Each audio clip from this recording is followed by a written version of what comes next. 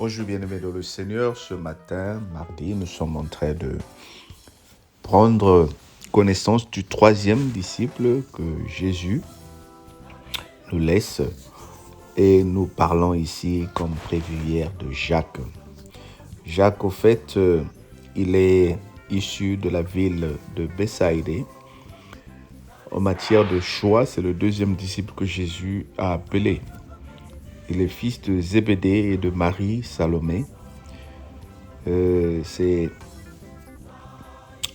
une famille dont on ne connaît pas beaucoup de choses, mais ce que nous savons, c'est que Jean et Jacques étaient des enfants de Marie et Zébédée.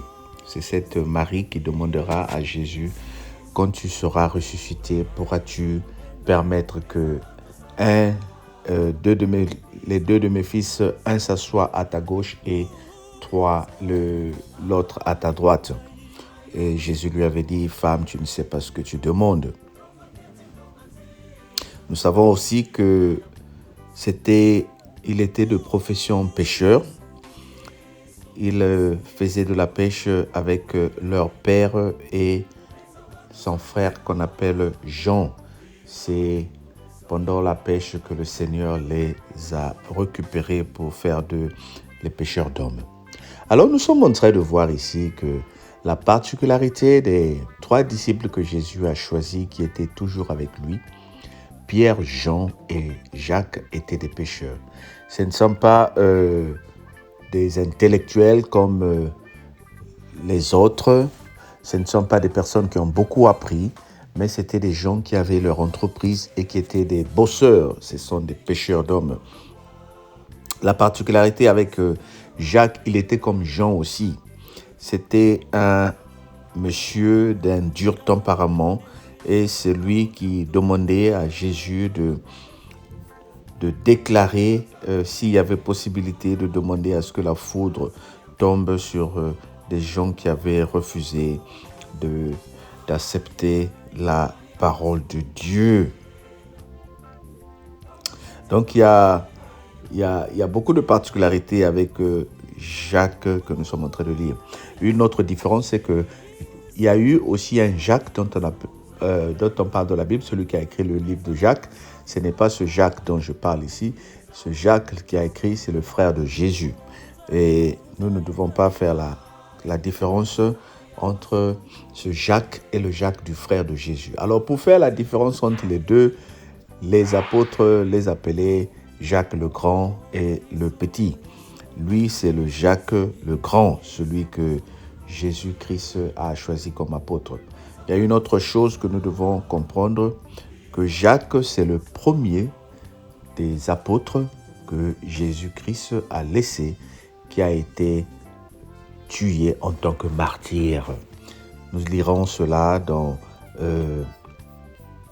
Actes chapitre 12. Voilà pourquoi j'aime les enseignements, parce que ça nous permet de comparer les Écritures.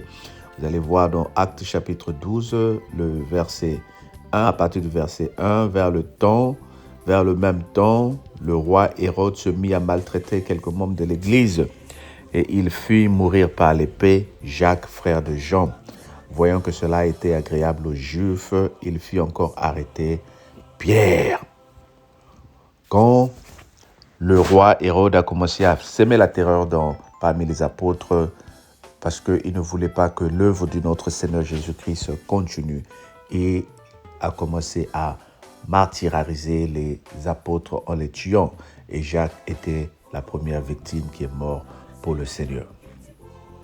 Et il est mort pour le Seigneur avec honneur, parce qu'il avait dédié sa vie à Jésus-Christ, notre Dieu. Alors, nous sommes en train de regarder ici que les trois personnalités, y compris Jacques, Pierre, Jean et Jacques lui-même, c'était des pêcheurs d'hommes. Chacun avait sa particularité. Nous avons appris que Pierre, lui, c'était un homme rigoureux, c'était un homme capable d'avancer pour déclarer quelque chose et pour essayer, pour demander à ce que le Seigneur lui donne des preuves. Nous avons aussi appris que Jean, lui, il était plein d'amour. Lui, c'est l'apôtre de l'amour. Et nous venons d'apprendre ici Jacques le Grand. Lui aussi, il était très grand, il était très courageux. Et c'est le premier à accepter d'être martyrisé, d'être tué pour notre Seigneur Jésus-Christ. Des hommes courageux. Que pouvons-nous tirer de ces enseignements concernant surtout Jacques? Il a été arrêté par Hérode. Il a été exécuté pour le Seigneur. Mais nous lisons ici que c'était un homme courageux, c'est un homme nerveux, c'est un homme qui pouvait affronter. Il a accepté de mourir pour Dieu. Alors, ce message vient juste dire que concernant la vie de disciples, nous sommes en train de comprendre que lorsque le Seigneur laisse son Église aux disciples, il leur laisse une responsabilité très importante. C'est une œuvre qui n'est pas facile à faire, bien-aimé. C'est pour te faire comprendre, toi et moi, qu'il y a une chose à faire. Quand nous voulons servir le Seigneur, nous devons comprendre qu'il y a des défis que nous allons rencontrer dans la voie du Seigneur. Nous ne servons pas le Seigneur pour faire plaisir aux gens, mais nous servons le Seigneur pour apporter la vérité. Et lorsque nous apportons la vérité, ne cherchons pas à voir la foule. Aujourd'hui, l'annonce de l'Évangile suscite beaucoup de questions dans la vie de certaines personnes. J'étais en train de parler avec une maman qui m'a dit « Mais je ne sens pas les gens réagir quand parfois le week-end arrive pour la parole de Dieu. » Ce n'est pas aux gens de réagir, mais c'est à Dieu de réagir. Aujourd'hui, tout ce que tu poses comme acte dans l'œuvre du Seigneur, ne voit pas l'impact à tes yeux, mais laisse le Seigneur agir. Regarde, la parole du Seigneur est comme une graine. Lorsque tu la plantes aujourd'hui, elle apparaît comme elle n'a pas d'effet. Mais souviens-toi, bien-aimé, que la graine doit être arrosée. La graine doit mourir d'abord. Et la graine va commencer à sortir, elle va germer, elle va commencer à fleurir, elle va commencer à pousser.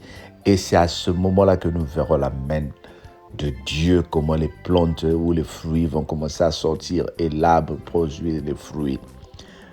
C'est pour te dire que si les anciens, comme Jacques, qui ont été arrêtés, sont morts, ont accepté d'être des martyrs pour le Seigneur, il n'y a peut-être pas eu l'impact à l'instant. Mais aujourd'hui, si toi et moi, nous sommes des chrétiens, c'est parce que les apôtres se sont mis jour et nuit dans le Seigneur pour apporter quelque chose de spécial. Je viens te dire, bien-aimé, de ne pas te décourager. De ne pas te décourager quand il s'agit de l'Évangile.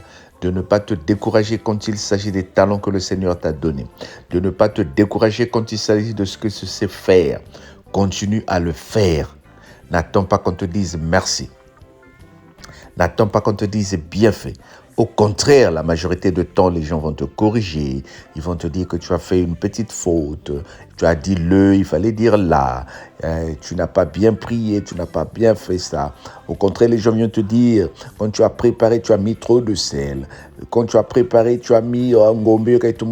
C'est la nature humaine.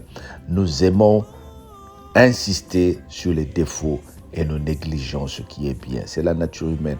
Maintenant, toi qui reçois ces comptes rendus-là, toi qui reçois ces compliments-là ou ces attaques, ne te décourage pas, mais laisse-toi aller.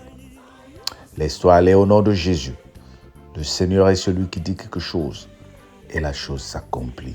Le Seigneur est celui qui a prévu quelque chose pour toi et la chose s'accomplit. Alors, bien-aimé, je voudrais te dire quelque chose. Si Dieu a choisi ces hommes-là, c'est parce qu'il avait vu en eux quelque chose. Des pécheurs, mais c'est eux qui ont été appelés. Toi aussi, le Seigneur t'appelle pour quelque chose.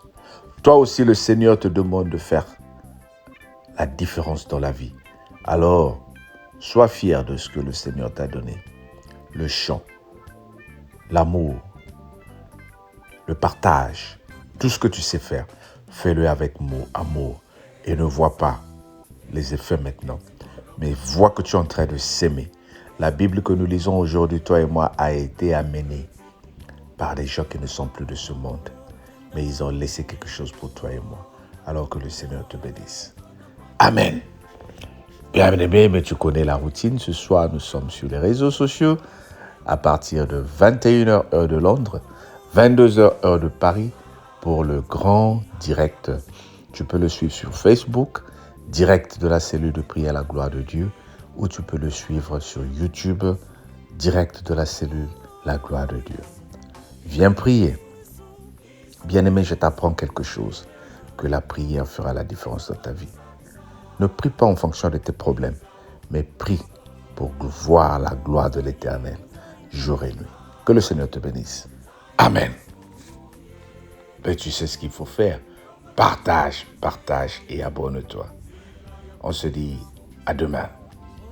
Soul.